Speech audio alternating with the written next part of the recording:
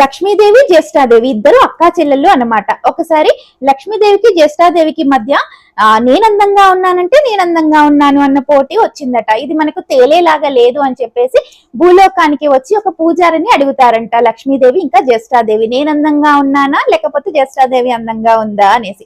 అప్పుడు పూజారి ఒక్క క్షణం ఆలోచించి లక్ష్మీదేవి ఒకసారి నువ్వు లోపలికి రామ్మా అంటాడంట, జ్యేష్ఠాదేవిని ఒక్క క్షణం అలా నువ్వు బయటికి వెళ్ళమ్మా అంటాడంట.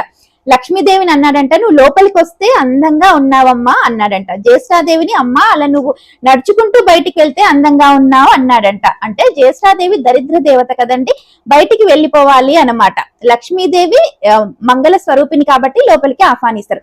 అంటే ఇందులో ఉన్న నీతి ఏంటంటే మనకి చాలా సున్నితంగా జ్యేష్ఠాదేవికి కూడా నువ్వు బయటికి వెళ్తే బాగున్నావమ్మా అని చెప్పి చాలా సున్నితంగా వారికి పరిష్కారం అనేది ఇచ్చారండి. ఏదైనా విషయాన్ని మనము పరిష్కరించవలసి వచ్చినప్పుడు ఎవరి మనసు కూడా కించిత్ బాధ పెట్టకుండా మనం మాట్లాడి పరిష్కారం చెప్పాలండి. ఈ కథ ఎందుకు నాకు చాలా బాగా నచ్చింది, అందుకే మీతో షేర్ చేస్తున్నా.